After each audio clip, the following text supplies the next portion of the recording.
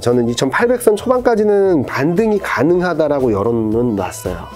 근데 왜 기술적 반등으로만 생각을 하는가? 위드 코로나 관련돼서는 좀 계속적으로 관심 있게 봐야 된다라는 말씀을 드리고 있죠. 저는 반도체는 올해뿐만 아니라 내년 정도까지는 굉장히 좋지 않을까.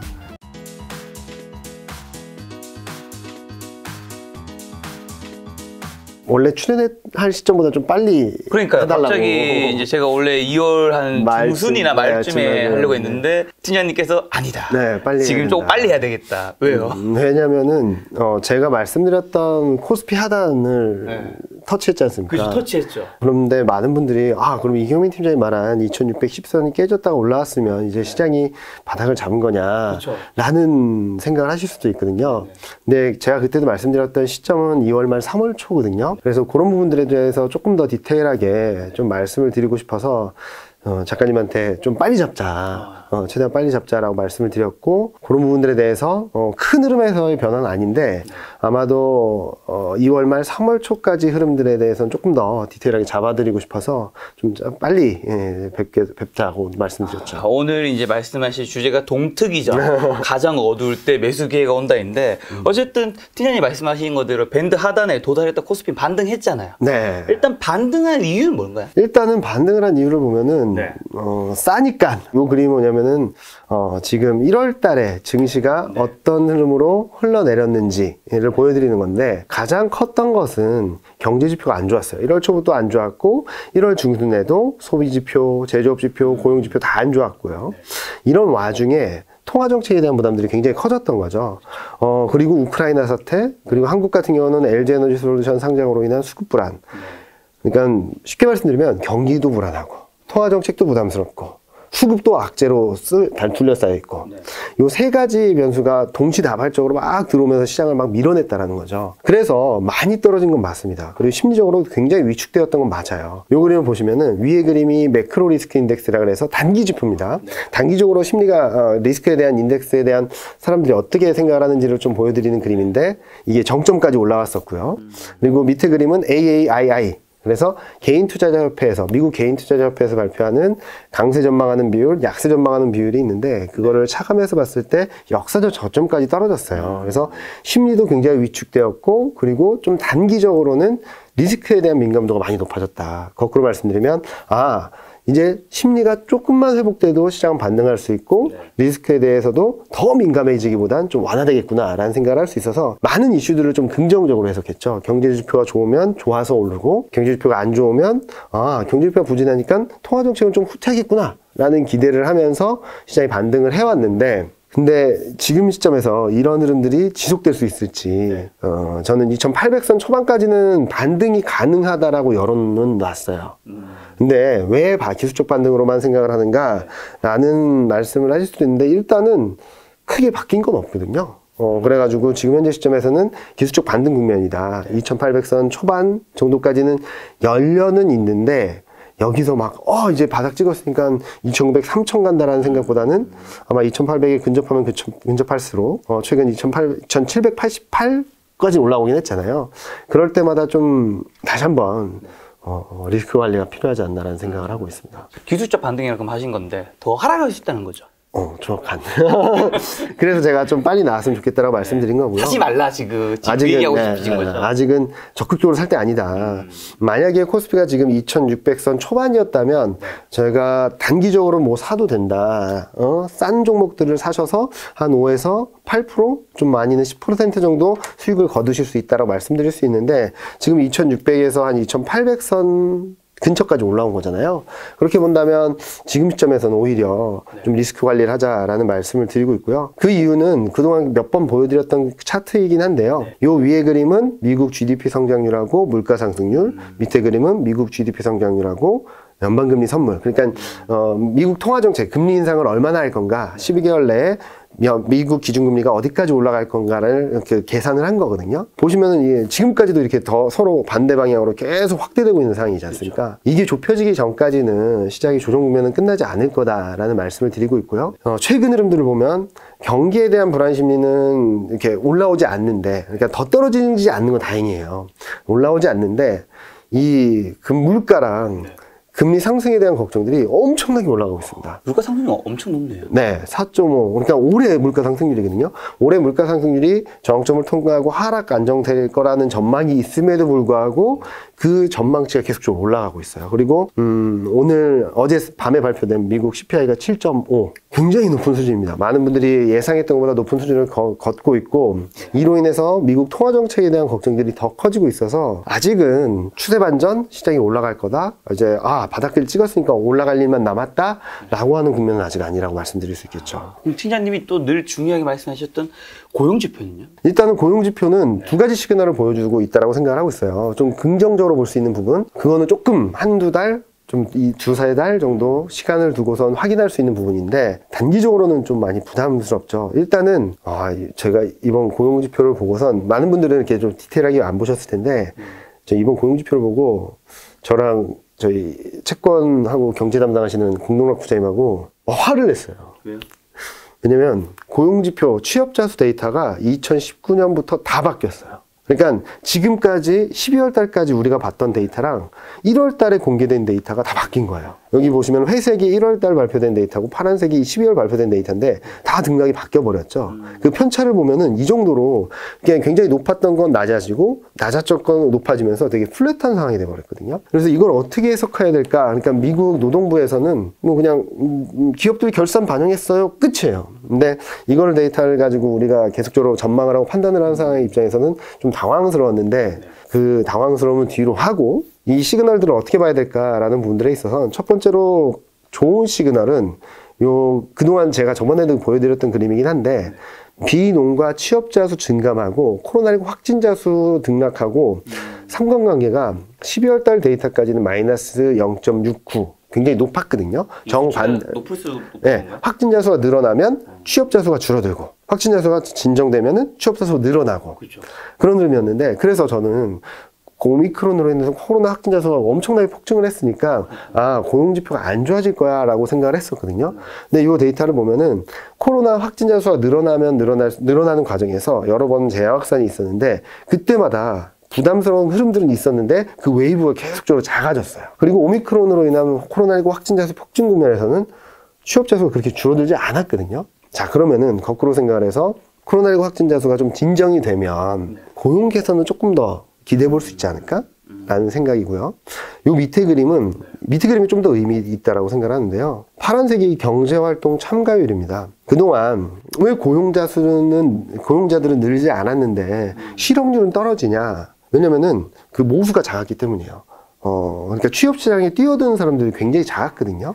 그러니까 조금만 사람들이 취업을 해도 실업률이 막 떨어지는 그림이 나타났었는데, 그래서 이번에는 고용지표가 서프라이즈였음에도 불구하고 실업률이 올랐어요. 그런 흐름이 있는데, 그런데 저는 이 그림이 굉장히 중요하다고 생각하는 이유가, 경제활동 참가율이 2020년 4월, 그러니까 코로나19 직후 이후 처음으로 62%를 넘어섰거든요. 이 의미는 많은 사람들이 취업시장에 뛰어들고 있다는 의미예요. 그러면 시간을 두고 고용이 더 개선될 것이고, 많은 사람들이 임금소득을 받으면서 소비를 할 것이고, 그리고 지금 시장을 계속 발목 잡고 있는 병목 현상도 좀 빠르게 개선될 수 있다는 시그널이거든요. 그러면은 62% 뭐 이렇게 어렵잖아요. 자, 그러면은 1월 한 달 동안에 고용시장으로 뛰어든 사람이 제가 알기로는 139만 명이에요. 근데 1년 내내, 2021년 1년 내내 늘어난 취업자 수가 163만 명이에요. 거의 1년치를 거의 다 온 거잖아요. 20만 명 정도밖에 차이가 안 날 정도로 1년에 들어왔던 것보다 20만 명 적은 사람들이 한 달 동안에 다 들어왔다는 거예요. 그래서 저는 이 시그널을 굉장히 좋은 시그널로 보고 있습니다. 그런데 자, 이 그림들은 한두 달 뒤에, 좀 길게 보면 두세 달 뒤에 좋아지는지를 확인할 수 있는 트리거, 그리고 징후, 변화라고 볼 수 있겠는데, 당장 눈에 보이는 것은 금리 인상이죠. 1월 고용지표가 발표된 직후에 금리 인상, 3월 달에 금리 인상을 할 수 있다는 확률이 50bp 금리 인상을 할 수 있다는 확률이 확 튀어버렸어요. 그리고 요 밑에 그림 뭐냐면은 12월 FMC, 그러니까 올해 안에 6번 금리 인상할 수 있다는 확률이 가장 높은 수준으로 바뀌어 버렸어요. 이 가능성은 누가 말하는 건가요? 이거는 시장 참여자들이 계속적으로 아까 보여드렸던 연방금리 선물이나 그런 것들 매매하면서 정해지는 가격을 가지고 확률로 나타낸 거거든요. 보면은 33%로 가장 높고 7번, 8번 금리 인상도 들어오고 있는 거예요. 원래는 올해 뭐 3번 정도 예상하고 막 그러지 않았어요? 그러니까 미국, 그러니까 12월 FMC 때 연준, 미국 중앙은행에서 발표한 금리 인상 횟수는 22년에 3번, 23년에 3번, 24년에 2번이에요. 총 8번인데 그걸 올해 안에 할 수 있다는 확률도 2.9%나 되는 거예요, 지금. 그래서 경기가 좋아질 수 있는 시그널의 그리고 트리거 포인트는 잡혔는데 단기적으로는 통화정책, 금리 인상의 속도와 강도에 대해서 굉장히 불안한 모습들을 보여주고 있다. 그래서 제가 지난주 자료를 통해서 이제 이런 고용 데이터가 나왔는데 중장기적으로는 긍정적, 단기적으로는 부담스러운 상황이라서 1차 변곡점은 CPI, 그리고 2차 변곡점은 16일 날 있을 소매 판매와 산업 생산이다라는 말씀을 드렸던 거죠.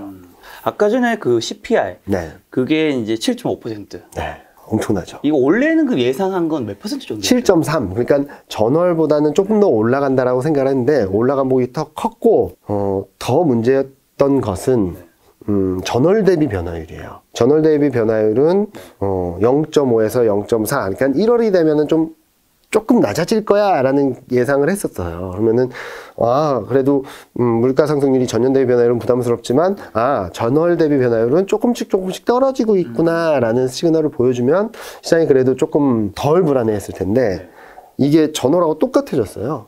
그러면은 사람들의 심리는 뭐야, 물가 상승률의 정점이 통과했나? 더 낮아질까? 다음 달을 더 봐야 되겠네. 근데 전년 대비 상승률은 7.5. 이거 끝이 어디야? 라는 생각을 하게 되겠죠. 네. 그래서 물가에 대한 부담들이 커진 상황에서 연준 총재는 6월 달까지 100bp 금리 인상한다는 얘기를 하고 바이든 행정부는 특별 성명을 내면서 이제는 물가를 잡겠다. 걱정하지 말라라는 얘기를 했지만 그러면서 자기의 국정과제 목표 중에 하나가 완전 고용과 물가를 잡는 거라고 말하면서 오히려 지금 단기적으로 시장이 불안한 상황에서는 물가를 잡는다는데 금리 인상 더 하는 거 아니야? 그럼 증시는 또 안 좋은 거 아니야?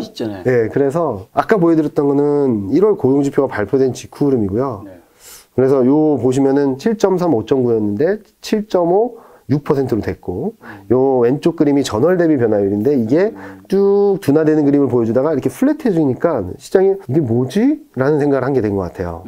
거기다가 연준 위원의 굉장히 매파적인 발언 그리고 바이든 행정부의 물가를 잡겠다는 목표 이런 것들이 겹치면서 어메이징한 금리에 대한 걱정들이 들어왔어요. 아까 보여드릴게 33.7%가 고용지표가 발표된 직후였는데 딱 일주일도 안 되는 시간 동안 3월 달에 50bp 그러니까 보통 25pp씩 금리 인상을 하는데 빅스텝이라 그래서 2번 금리 인상할 거를 한 번에 해버리는 확률을 92.8%. 거의 기정사실화 됐죠. 자, 그리고 더 놀라운 것은 12월까지 7번 금리 인상한다는 확률이 34.9%로 가장 높아요. 무슨 말이냐면 1월 FMC 직전만 하더라도 7번 금리 인상한다는 건 좀 말이 안 된다라는 생각을 했어요. 근데 이게 시장이 전반적인 평균이 되고 있어요. 그리고 8번, 9번, 10번 금리 인상한다는 예상까지 들고 있습니다. 이게 무슨 말인지 조금 이해가 안 되실 수도 있는데 12월 FMC 때 미국 중앙은행에서 24년까지 22년, 23년, 24년까지 3년 동안 8번 금리 인상한다고 한 거예요. 그렇죠. 그거를 올해 안에 다 할 수 있다라는 예상 확률이 25.5%예요. 근데 만약에 그걸 올해 안에 다 한다 하면 내년과 그 후에는 없을 수 있다는 없을 수 있죠.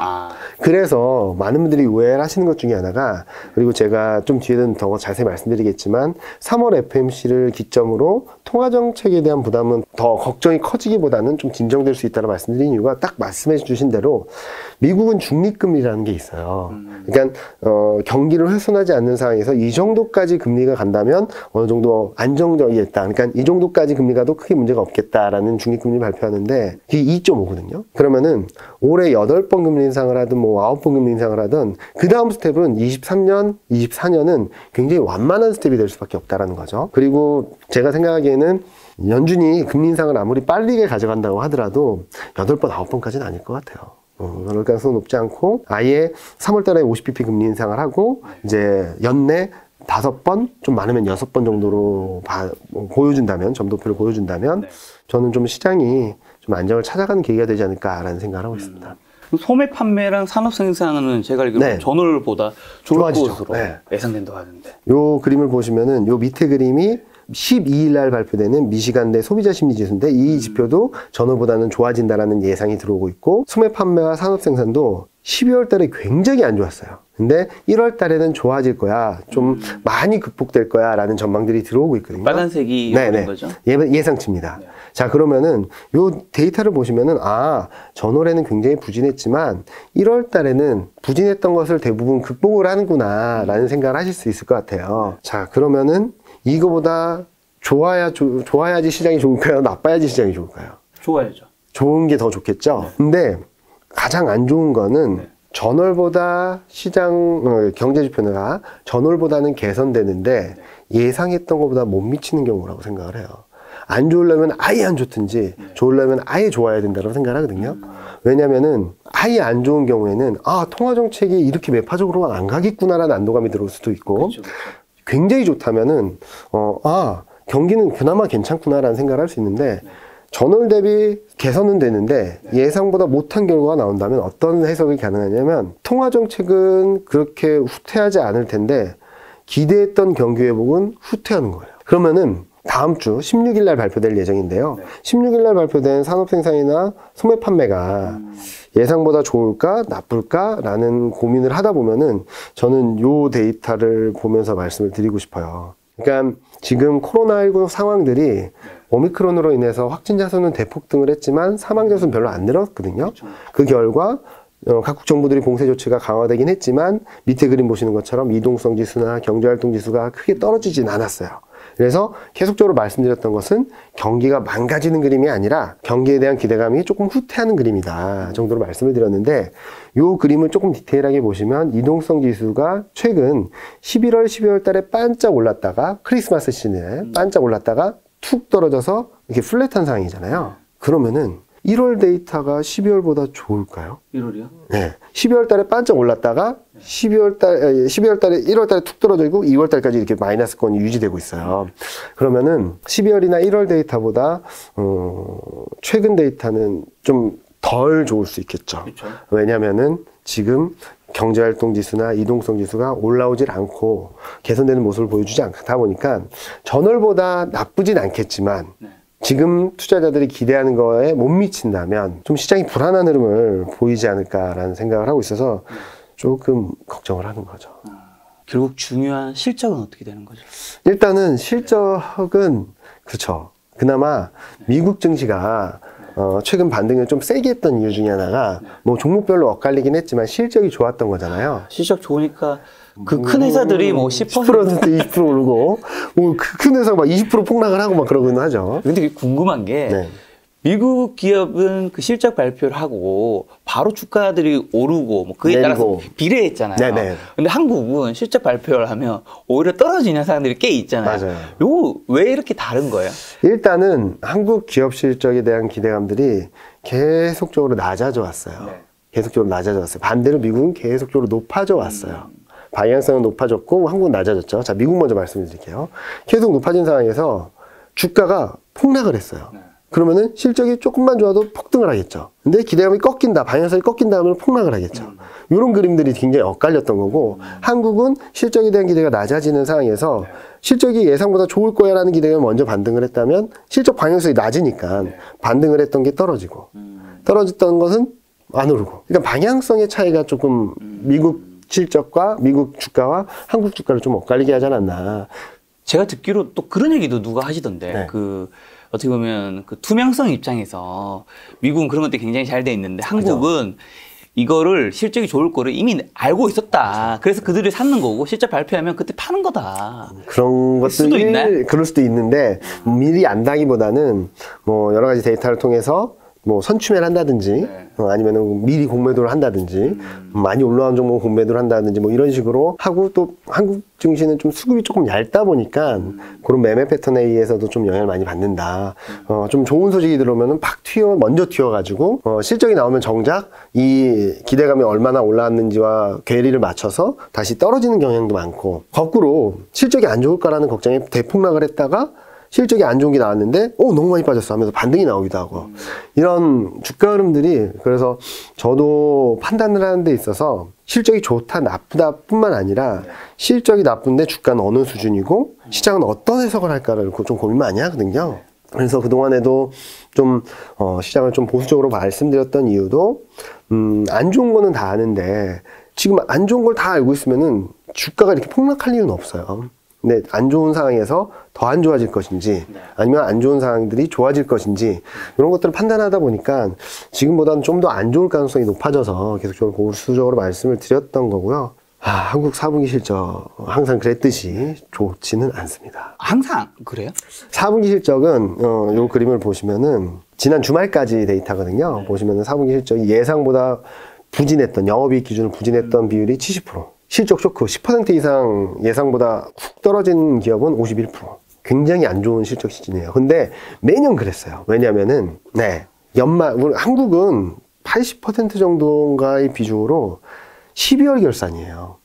그러니까 12월 달에 모든 비용이라든지 인건비라든지 상여금이라든지 이런 일회성 비용들을 다 털어버리는 경향들이 되게 세거든요. 그래서 밑에 그림 보시면 매출액은 예상보다 괜찮았어요. 근데 영업이익, 순이익이 이렇게 막 쇼크로 나온 거는 그런 비용 따는 문제가 조금 있었다.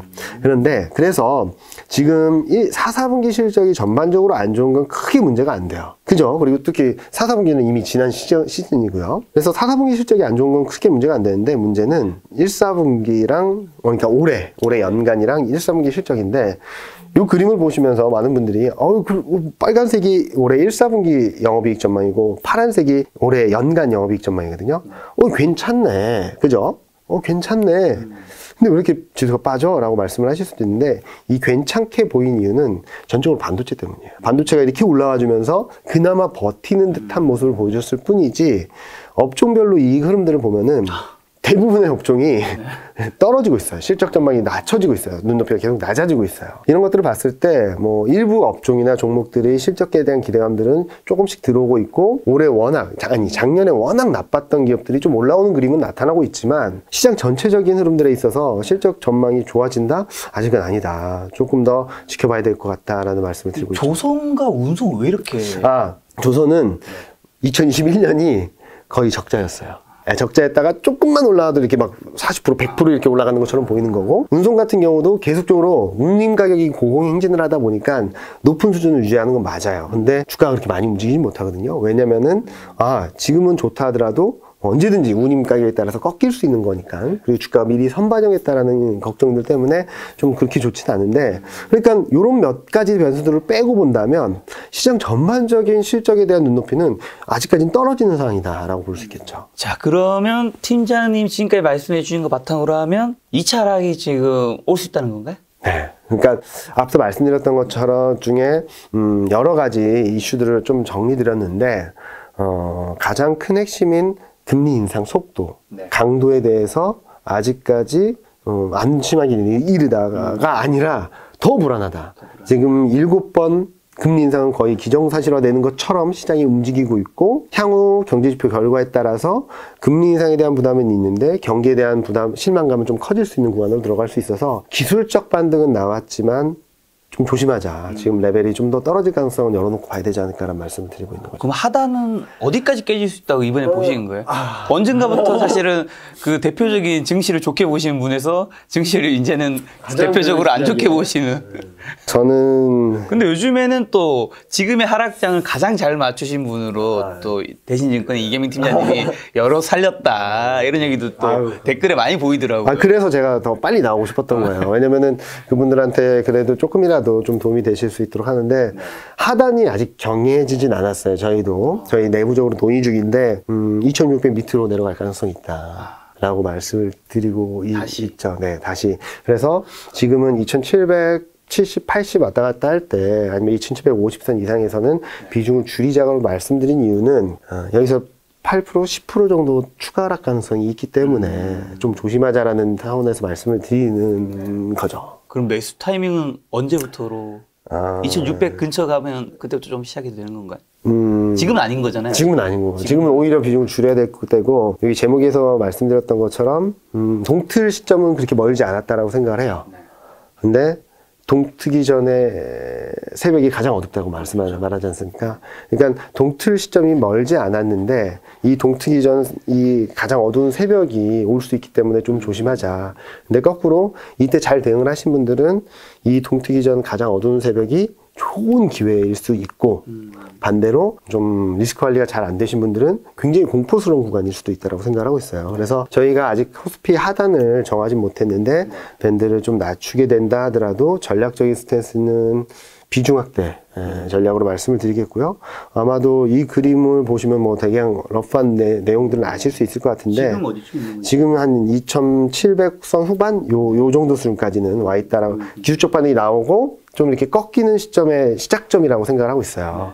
그래서 이게 레벨이 좀 더 떨어질 수 있다고 생각을 하고 있어서 저는 지금 시점에서는 좀 리스크 관리가 필요하다라는 말씀을 드리고 전략적으로는 2600이 깨지는 시점부터는 툭 떨어질 때마다 조금씩 담아가셔도 좋다라고 말씀을 드리고 또 한 번 레벨이 더 떨어진다라고 하면은 적극적으로 순매수하자는 말씀을 드리고 있어서 단기적으로는 다시 한번 리스크 관리 또는 현금 확보를 하면서 어느 정도 여유를 만들어갈 때 좀 긴 호흡에서는 더 좋은 매수 타이밍이 오고 있다라는 말씀을 드릴 수 있을 것 같습니다. 근데 앞으로도 뭐 크게 올해 그 상단도 뭐 크게 좋게 보시지는 않을 것 같네요. 아, 상단은 뭐 지금 이 그림 보시면은 상단에 대해서는 저도 고민이 많아요. 뭐 제가 원래 올해 작년 11월 달에 코스피 밴드를 제시하면서 2610에서 3330을 말씀드렸는데 3300까지는 조금 부담스러울 수 있어도 저는 크게 레벨이 뭐 3000선 초반으로 가지는 않을 것 같다는 생각을 하고 있어요. 왜냐면은 앞서 말씀드렸던 긍정적인 흐름들도 분명히 있을 거고 두 번째로는 반도체 사이클이 22년 하반기부터 좋아진다는 예상이 들어오고 있거든요. 그렇게 본다면은 제가 11월 달에 전망했던 것보다 올해 하반기 반도체 사이클, 반도체 이익에 대해서는 조금 더 좋아질 수 있어서 저는 뭐 올해까지 본다면은 역사적 고점을 넘어서긴 좀 어려울 수 있어도 내년까지 확장해서 본다면 저는 좀 더 더 좋은 그림들이 만들어질 수 있다라는 생각을 하고 있어서 이번 조정이 제가 자꾸 이번 조정을 좀 불안하게 보고 좀 걱정을 하는 이유 중에 하나는 그리고 계속 디테일하게 짧게 말씀드린 이유는 요번에 잘 잡으시면 좀 긴 호흡으로 좀 크게 수익을 내실 수 있는 구간으로 들어갈 수 있다라고 생각을 하고 있어서 조금 더 예민하게 반응을 하고 말씀을 드리고 있죠. 그럼 3월 이후에 이제 좀 좋게 볼 수 있는 이유들이 좀 있는 건가요? 아까 앞서 말씀드렸던 것들을 좀 종합해서 말씀을 드릴 수 있을 것 같아요. 요 그림이 아까 잠깐 보여드렸던 미국 GDP 성장률과 12개월 연방금리 선물 간의 간극인데 이게 확대되는 과정에서는 시장이 불안하다. 이게 좁혀져야지 시장이 안정을 찾고 방향성을 만들어갈 수 있다는 말씀을 드렸는데 아마 2월 말 3월 초중반까지는 이게 좀 확대될 가능성이 열려 있다라고 생각합니다.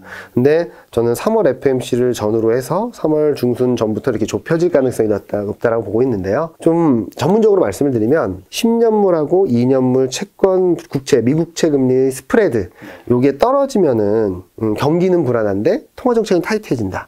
긴축적으로 간다라는 거고 이게 안정을 찾으면 이렇게 올라가면은 경기 회복에 대한 기대감들이 좀 더 살아날 수 있다는 얘기를 하는데 지금 이게 엄청나게 떨어지고 있어요. 그래서 많은 분들이 이게 마이너스로 가면은 6개월 뒤에 경기 침체, 뭐 12개월 뒤에 경기 침체라고 얘기를 하는데 그런 것들에 대한 걱정들도 사고 있거든요. 근데 저는 이런 걱정들이 좀 더 이어질 수는 있어도 이제 3월 FMC를 전후로 해서는 좀 안정을 찾아갈 수 있다고 보고 있는데 요 왼쪽에 있는 글씨들을 조금만 보시면은, 미국을 비롯한 글로벌 경기 흐름들이 1분기를 저점으로 조금씩 안정을 찾아갈 수 있다고 말씀드리고 있습니다. 서두에 말씀드렸던 고용지표가 굉장히 좋았던 그림, 그러면 코로나19가 진정이 되면 좀 더 좋아지겠죠? 그러면은 병목 현상이 완화될 것이고, 사람들의 소비 여력은 좀 더 확대될 수 있고, 그러면서 미국 경제가 지금은 많이 불안한데, 불안감들이 좀 진정될 수 있다고 생각하고 있고요. 두 번째로는 중국입니다, 중국이 지금 경기가 안 좋음에도 불구하고 정책을 쏟지는 못하고 있어요. 왜냐면은 금리 인하, 유동성 공급 이 두 가지로 경기 둔화를 좀 방어만 하고 있는 상황이거든요. 그렇게 되는 이유는 동계올림픽 때문이에요. 지금 올림픽 하고 있죠. 하고 있는지도 몰랐어요.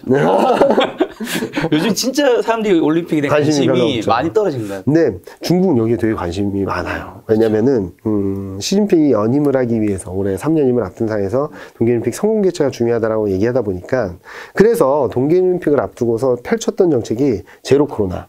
코로나19 확진자 수가 조금만 나와도 공장 문 닫고 봉쇄 조치해버리고 막 그랬어요. 그리고 두 번째는 탄소 배출량 조절, 깨끗한 환경을 보여주고 싶은 욕심에 베이징이나 주변들을 계속적으로 관리를 하는 거죠. 그러다 보니까 정책을 쏟지 못하는 거죠. 자, 경기부양책 쏟겠습니다. 자, 소비부양책입니다.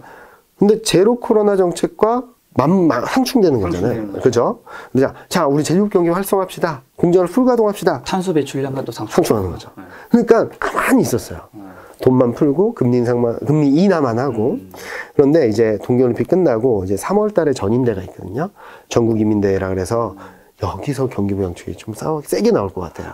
그동안 못했던 경기부양책들을 쏟아부을 수 있어서 돈은 이미 풀렸고 경기부양책이 쏟아진다면 아마 중국도 글로벌 밸류체인에서의 중요한 역할을 하고 있는 중국도 경기가 턴하면서 미국과 중국 경기가 좀 회복되는, 특히 중국 경기는 그동안 계속 부진했던 상황에서 바닥을 잡고 올라가는 그림을 만들어준다면 사이클상으로도 경기 둔화 사이클에서 벗어나서 상승 사이클로 들어갈 수 있다는 기대감을 가질 수 있어서 그런 부분들을 좀 긍정적으로 바라볼 수 있겠고요. 그리고 많은 분들이 걱정을 하시는 통화정책, 3월 FMC에서 아마 결정이 될 겁니다.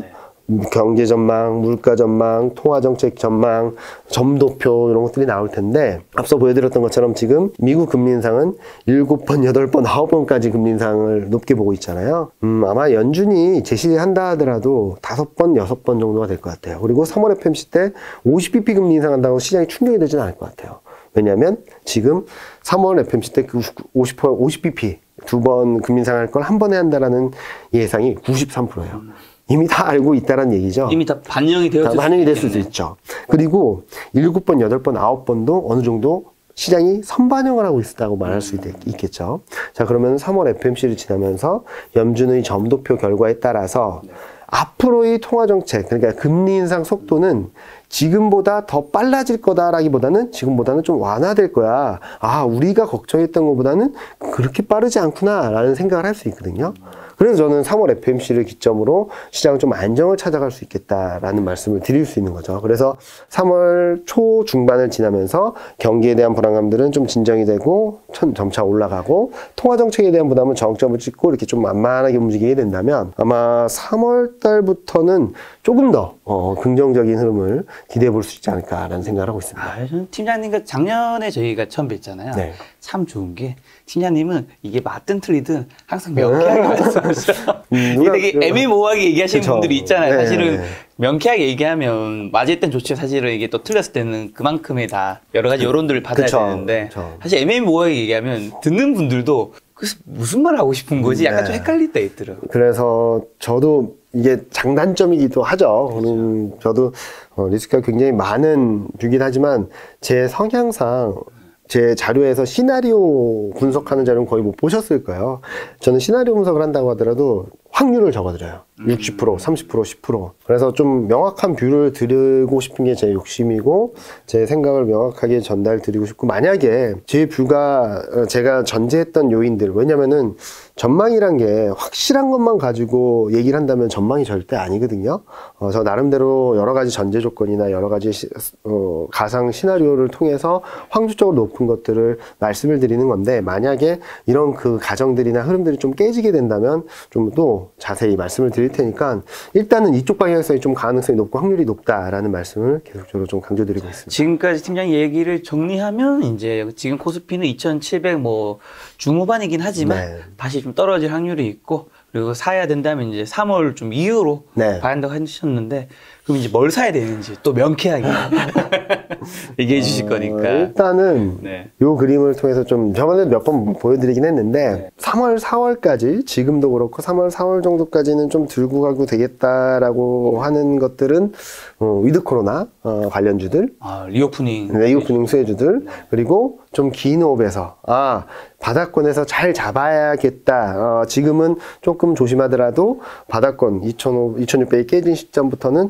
매수 관점으로 언제 사야 될지 고민해야겠다라고 하는 업종은 반도체, 자동차, 2차전지, 인터넷 업종이라고 좀 일단은 결론적으로는 이렇게 말씀을 드릴 수 있을 것 같아요.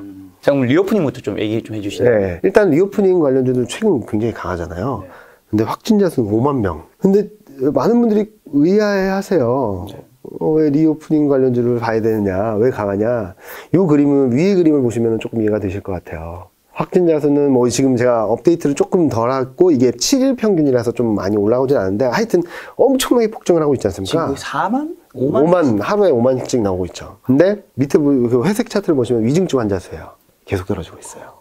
무슨 말이냐면 오미크론의 특징에 의해서 확진자 수가 급증을 하고 있음에도 불구하고 위중증 환자 수가 좀 낮다 보니까 방역 차원에서도 좀 대응을 달리하고 있고요. 이전처럼 타이트하게 하지 않고 확진자 수가 5만 명까지 갔음에도 불구하고 사회적 거리두기도 6명까지로 그냥 유지를 하고 있거든요. 그리고 자가격리도 좀 완화하고 그러니까 최근 요 밑에 그림 보시는 것처럼 뭐 화장품이나 호텔 레저, 음식료, 소매유통 이런 업종들이 좀 올라오기 시작하는 거죠. 그리고 또 더 중요했던 것은 이제는 많은 분들이 코로나19 확진자 수 는다고 해서 소비가 줄어드는 거 아니구나 라는 것들을 많이 인식을 하신 것 같아요. 위에 그림이 뭐냐면 바차트, 이렇게 회색으로 된 바차트가 소매 판매 증가율입니다. 엄청 좋아요. 계속 좋아요. 올해 내내 좋았습니다. 근데 코로나19 확진자 수가 늘어나면 소비 줄어들 것 같아요. 그래서 주가가 폭락을 하고 또 확진자 수 늘어나면 폭락을 하고 그랬는데 알고 보니까 작년 2021년 하반기부터 소매 판매 증가율은 계속 좋았어요. 에이 20년의 기저효과 때문이지 라고도 하실 수 있는데 20년 기저효과를 본다 하더라도 20년에보다 더 좋은 그림을 만들어주고 있거든요. 그리고 소비 심리도 흔들리긴 하지만 굉장히 높은 수준을 유지하고 있습니다. 그렇게 봤을 때 많은 분들이 이제는 코로나19 확진자 수 늘어난다고 해서 막 소비가 안 좋은 건 아니구나 라는 것들을 인식하신 것 같고 또 최근 들어서 변화한 것은 밑에 그림 보시는 것처럼 영국, 네덜란드, 프랑스, 덴마크 이런 나라들이 봉쇄 조치를 풀려고 하고 있어요. 맞아요. 많이 풀더라고요. 네. 뭐 이런 나라들하고 한국하고 좀 차이점은 분명히 있습니다. 왜냐면은 영국 누적 확진자 수가 2천만 명이 넘어요. 2천만 명이요? 네. 한국 인구의 거의 40%인데? 네. 거기다가 이제 3차 접종을 한 사람들도 있다 보니까 국민 전체 절반 이상이 면역력이 생겼다라고 판단한 거예요. 그러니까 다 풀어도 된다라는 얘기를 하고 있는 건데 한국은 얼마 전에 100만 명이 넘었지 않습니까? 그래서 이거를 다 풀어버리면 또 문제가 생각해질 수도 있거든요. 그래서 그런 차이점은 있긴 하지만 일단은 오미크론이라는 특징으로 인해서 위중증 환자 비율이 그렇게 높지 않다라는 것들로 인해서 한국도 방역 체계를 조금 더 완화적으로 가지고 가고 있어서 위드 코로나 관련돼서는 좀 계속적으로 관심 있게 봐야 된다라는 말씀을 드리고 있죠. 3월, 4월까지는 끌고 가도 좋다라고 말씀드리고 그 중에서도 어떤 섹터 쪽에 제가 제일 관심 있게 보는 섹터는 일단은 그 호텔 레저 그리고 음식료. 음식료? 네. 최근 들어서 많이 올랐어요. 음식료는 술. 네. 그런 쪽들이 좀 괜찮은 주가들 흐름들을 보여주고 있고요. 소매유통은 조금 종목별로 잘 보셔야 될 것 같긴 해요. 그리고 화장품 의류 중에서는 의류 쪽이 좀 더 나은 모습들을 보여주고 있고 미디어, 엔터 이쪽들은 저는 좀 긴 호흡에서도 괜찮을 거라고 생각을 하고 있습니다. 코스닥 종목 내에서도 그나마 악재가 덜한 그리고 실적 가시성이 있는 업종들이 미디어 교육 쪽이, 미디어 엔터 쪽이라서 그쪽은 조금 길게 보셔도 좋지 않을까라는 생각을 하고 있습니다. 자, 그러면 리오프닝 말고 3월 이후 좀 좋아질 업종들은 또 어디가 있을까요? 자, 그러면은 3월 이후 좋아지는 겁니다. 3월 이후. 지금은 조금 조심해야 되는 업종이 많은데 가장 먼저 보셔야 될 거는 지금 이거 보고 지금지 착각하고 사면 안 된다는 거죠, 일단은. 네. 그러니까 지금 코스피가 2750 뭐 왔다 갔다 하는 수준에서는 오히려 비중을 조금 줄이시는 게 맞다. 여기에 툭 떨어져서 레벨이 떨어졌을 때 그때 적극적으로 사신다면 더 싸게 살 기회가 있다는 업종들인데 무엇보다도 수출, 자동차, 반도체 업종이에요. 근데 전에도 보여드린 그림인 것 같은데, 자, 그 위에 그림 뭐냐면은 자동차 수요 전망입니다. 보시면은 작년보다 올해가 9.1로, 5.1에서 9.1로 이렇게 올라오는데, 미국은 이렇게 둔화됩니다. 9.1에서 5로. 근데 글로벌 전체를 끌어당기는 데가 딱 하나 있죠. 유럽. 22%. 그럼 유럽 하면 무슨 차죠? 전기차. 네. 전기차인데 한국 비중이 현대차 그룹 비중이 글로벌 전체적으로 10%를 넘어선 상황에서 유럽 쪽의 레버리지가 딱 들어오게 된다면 실적 좋겠고 또 하나는 2차 전지 좋겠죠. 네. 그래서 자동차와 2차 전지를 이렇게 좀 패키지로 묶어서 좀 긍정적으로 볼 수 있다는 말씀을 드리고요. 또 하나는 반도체입니다. 반도체는 지금까지 전망은 23년 1분기가 돼야지 그러니까 23년 올해가 지나야지 좋아질 거야 라는 기대를 했었는데 이게 점점 앞당겨져서 지금 2022년 하반기면 좋아질 거야 라는 전망이 들어오거든요. 그래서 앞서 보여드렸던 것처럼 실적 전망이 이렇게 올라오는 그림들도 만들어지고요. 저는 이게 조금만 더 가시화된다면 반도체 쪽은 굉장히 좋을 수 있고, 또 하나는 지난번에 마이크론에서 실적 발표를 하면서 말했던 게 구조적으로, 그러니까 지금 반도체 사이클요 회색 선을 보시면 이렇게 올라갔다 이렇게 떨어졌다 이렇게 올라갔다 이렇게 떨어졌다 이러잖아요. 근데 아직은 그동안 비중이 작았지만 구조적으로 수요가 계속 높아지는 전기차, AI 이런 쪽들의 수요가 굉장히 레벨이 많이 높아지고 있다는 얘기를 하고 있어요. 무슨 말이냐면 지금까지는 파도가 이렇게 쳤다면 이제 구조적으로 성장을 하는 업종들의 비중이 높아지면서 앞으로의 사이클은 이렇게 완만하게 올라가는데 파도가 잔잔해질 수 있다는 얘기를 할 수 있겠죠. 그리고 얘 비중이 점점 높아지면 이 기울기가 높아지면서 파도는 더 잔잔해지고, 이게 될지 안 될지는 좀 봐야 될 것 같아요. 몇 년을 기다려야 될 것 같은데, 제가 생각하는 것은 지금까지는 엄청난 파도로 인해서 팔았다 샀다 했어야 되는데 완만한 기울기로 우상향하는 가운데 이 파도가 잔잔해진다면 투자자 입장에서는 얘는 사서 끌고 가도 먹을 수 있는 업종이 될 수 있는 거예요. 그런 기대들이나 그런 기대에 대한 변화들이 들어온다면 저는 반도체는 올해뿐만 아니라 내년 정도까지는 굉장히 좋지 않을까. 그리고 최근 반도체 기업들이 실적 발표하는 컨퍼런스 콜을 한번 들어보시면 생태계를 구축하겠다라고 얘기를 하면서 자꾸 한국 기업들에 대해서 얘기를 많이 하거든요. 그런 부분들도 굉장히 긍정적인 변화라서 그런 것들이 하나둘 퍼즐이 맞춰지고 있는 것이 아닌가라는 생각을 하고 있죠. 그래서 반도체하고 자동차는 꼭 들고 가야 되는데 조금 더 내려간 다음에, 시장이 조금 더 흔들린 다음에 비중을 담아주면 좋을 것 같다는 말씀을 드리고 있고요. 가장 논란이 되고 있는 인터넷이죠.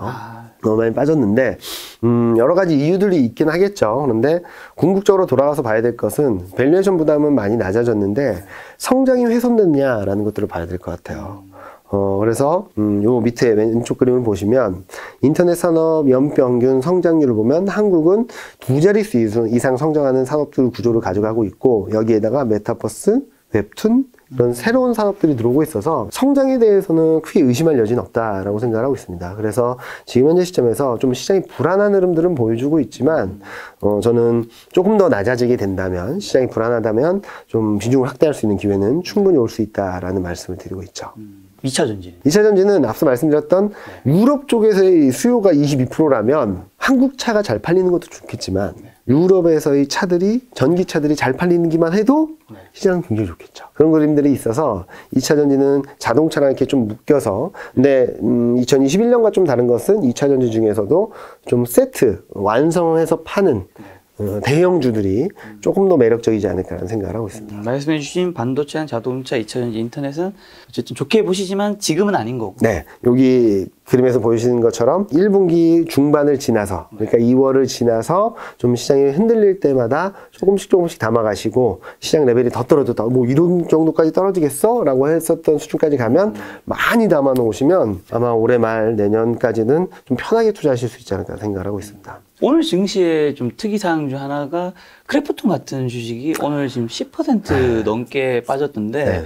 그 빠진 이유를 좀 말씀해 주시고, 그 다음에 그게 어떤 사건 때문에 그 보호회수 물량이었네요. 그것 네. 때문에 빠지는 거잖아요. 네. 다음번에도 어쨌든 다른 종목에서도 그런 일이 충분히 있을 수 있는 거니까 맞아요. 개인 투자자분들이 좀 그런 거 알면 좋으실 것 같아서. 지금 신규 상장한 종목들이 굉장히 많았어요. 작년부터 올해까지. 근데 보통은 6개월에서 1년 정도의 보호 예수를 걸어놓고 이렇게 배정을 하거든요. 특히 기관 쪽들은. 근데 이제 그게 풀리는 시점이 이렇게 도래한다라는 거죠. 일단 근데 보호회수를 모르신 분이 있을 수 있어요. 보호 예수가 뭐냐면은 우리가 6개월 동안 팔지 않을게. 그리고 공매도도 안 하고 이런 매도, 주가가 하락할 만한 요인들에 대한 매매는 안 할 테니까 물량을 많이 주세요. 그러면은 기관에 그런 페널티, 어떻게 보면 페널티겠죠.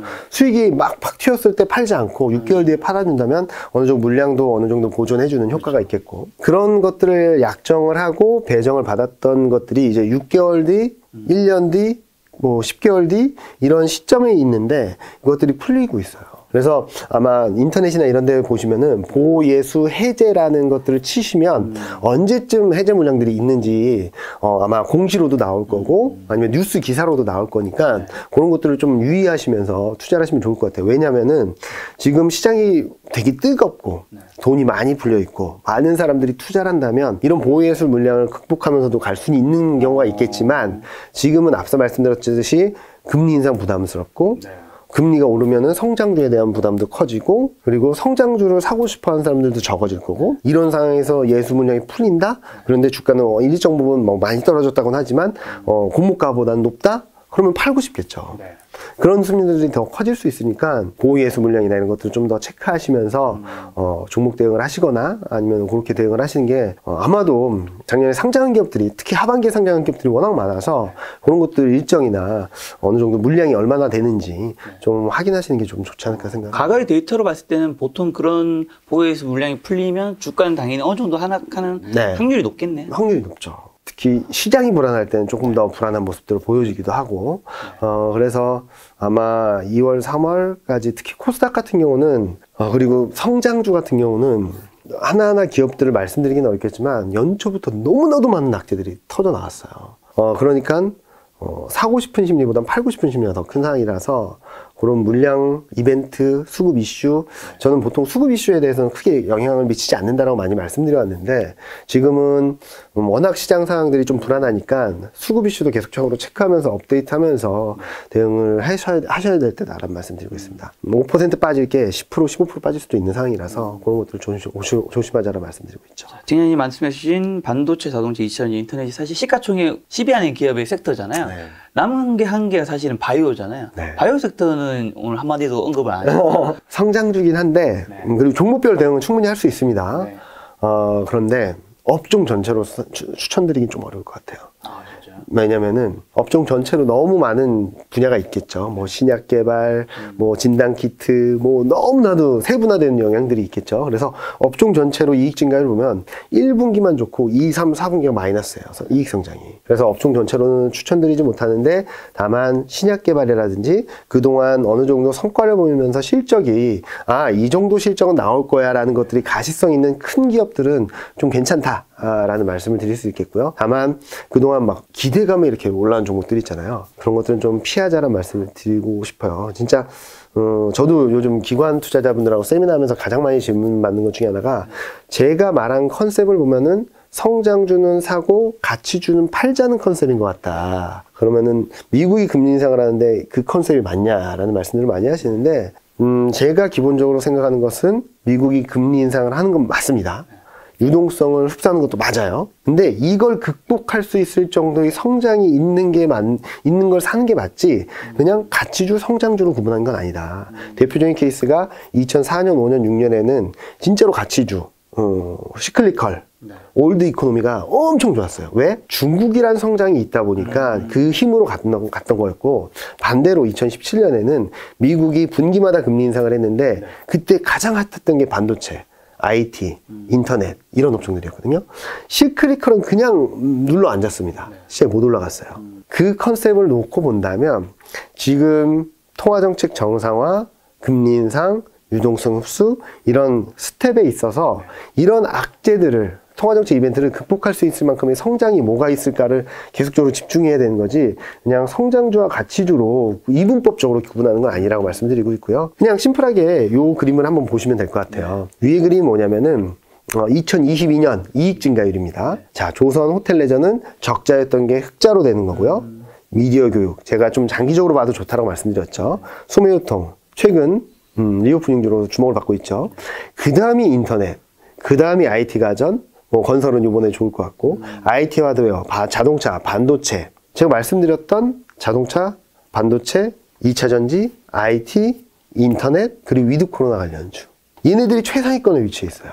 그리고 실적도 괜찮고 반대로 저 오른쪽으로 좀 보시면은 철강, 화학, 보험, 에너지, 비철 어떤가요? 전년 대비 역성장을 해요. 마이너스예요. 그리고 최근 이익 전망도 떨어지고 있어요. 그럼 뭘 선택해야 될지 악재가 커지면 커질수록 불안할수록 버려야 될 업종과 선택해야 될 업종이 분명히 구분이 갈 거거든요. 그런 흐름들을 본다면 제가 말씀드렸던 반도체, 자동차, 2차 전지, 인터넷, 플러스 알파로 위드 코로나, 리오프닝 관련주 이렇게 보시는 게 그렇게 좀 그래서 저는 포트폴리오를 넓히기보단 2022년은 좀 압축하자. 진짜 좋은 애들로만 가져가자라는 말씀을 드리고 싶습니다. 팀장님이 대신증권에서 투자 전략 네네. 팀장이시잖아요. 아마도 투자 분야에서 대장님인데 궁금한 게 이 증권사나 이런 데도 이 자산가분들 이제 돈이 많으신 VIP 고객분들이 있으실 거잖아요. 그분들이 투자하는 거는 혹시 좀 일반 개인 투자자분 투자하는 거랑 아무래도 많이 만나보실 일이 있을 수밖에 없는 직급에 계시니까 좀 다른가요? 어때요? 성향에 따라서 많이 다른 것 같아요. 성향이? 네. 그러니까 똑같습니다. 그러니까 그분들이라 그래서 공통적인 패턴으로 다르게 하는 게 아니라 굉장히 공격적이신 분들은 막 공격적으로 하시고 보수적인 분들은 보수적으로 하는데 그런 분들은 전반적으로 포트폴리오 차원에서 접근을 많이 하시는 것 같아요. 그러니까 장기적으로 묻어둘 돈, 얘는 좀 단기적으로 뭐 매매할 것, 그리고 얘는 현금 어느 정도 들고 있고 뭐 이런 식으로 좀 나눠서 하시는 것 같아요. 배분을 잘.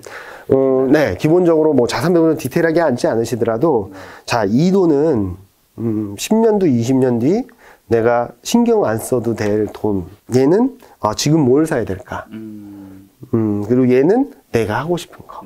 이렇게 나누시고 어떤 분은 비상장을 잘 하시면 비상장도 하시고 되게 나눠서 많이 하시는 것 같아요. 주식에 좀 오리엔트 되지 않고. 그래서 제가 그분들한테 말씀을 드리는 건 그냥 10만 원이든 20만 원이든 그냥 금에 그냥 신경 쓰지 않아도 되시는 정도의 금액을 금 상품에 그냥 정비식으로 넣어 놓으시라. 그냥 아무 생각 없이.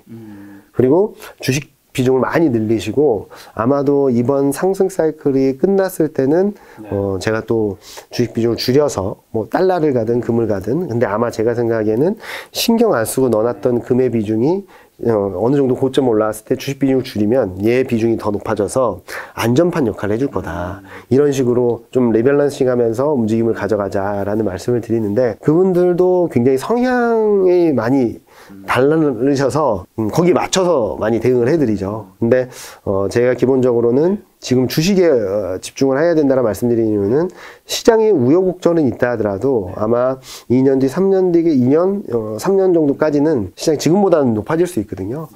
그런 측면에서 좀 긍정적으로 바라보고 긴 호흡에서도 투자할 수 있는 기회가 있기 때문에 좀 긍정적으로 말씀을 드리고 있고 금이나 이런 안전자산에 있어서는 나중에 몇 년 뒤에 내 자산을 지켜줄 수 있을 만큼의 안전판을 역할을 해줄 수 있기 때문에 신경 써도 되지 않을 정도의 금액으로 가져가자라는 말씀을 좀 드리죠. 그분들이 이렇게 여러 가지 자산을 좀 나눠서 투자하는 게 부자가 되고 나서 그렇게 한 걸까요? 아니면 원래 그렇게 하시는 분이었기 때문에 부자가 된 걸까요? 뭐 많은 분들이 그런 얘기 할 것 같아요. 돈이 별로 없는 개인 투자분들은 나도 돈이 많으면 그렇게 나눠서 하겠다. 근데 돈이 별로 없으니까 내가 좀 집중할 수밖에 없는 거 아니냐라고 할 수 있잖아요. 어떻게 해야 될까요? 저도 정확히 그분들 한 분 한 분을 잘 모르긴 하지만 그냥 그분들이 어느 정도 자산이 형성되면서 그런 배분할 수 있는 그런 여력이 생기신 거 아닌가라는 생각을 해요. 저도 추론을. 그분들의 그 삶의 역사를 모르니까 저는.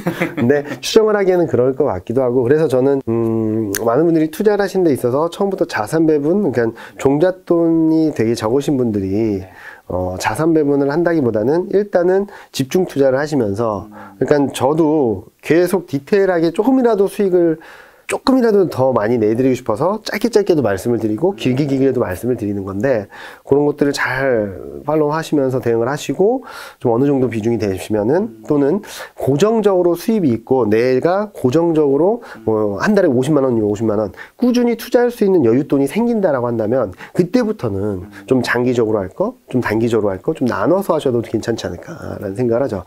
네. 자, 팀장님의 이 이야기를 저희가 한 달에 한 번만 볼 수 있지만 또 팀장님이 다른 텔레그램 채널이 있잖아요. 거기서는 사실 제가 알기로는 장중에도 매일 한 번씩 보내주시는 걸로 아는데 어떻게 그걸 좀 볼 수 있을까요? 지금 그림을 보시면 제가 이거를 원래는 잘 말씀을 안 드렸었는데 최근 워낙 시장이 급박하게 돌아가고 있잖아요. 그래서 1월 28일 날 코스피가 2600선을 깨졌을 때도 제가 이렇게 짧게 드리고 있어요. 기술적 반등은 가능하지만 추세 반전은 쉽지 않다고 본다. 하단은 좀 더 고민하겠다. 그리고 어느 정도 레벨까지 다운되고 있어서 이 정도까지는 좀 여러 개 있기에는 않을까. 레벨은 떨어졌는데 경로는 그동안 그려드렸던 경로는 조금 더 고민할 필요가 있겠다라는 말씀을 드리기도 했고, 그 다음에는 2월달, 그러니까 제가 월간 전망을 계속 발간하는데 거기에 대한 자료들도 계속적으로 업데이트 드리고 있고요. 야, 구독자가 9,400명이나 되네요. 네, 요즘 많이요.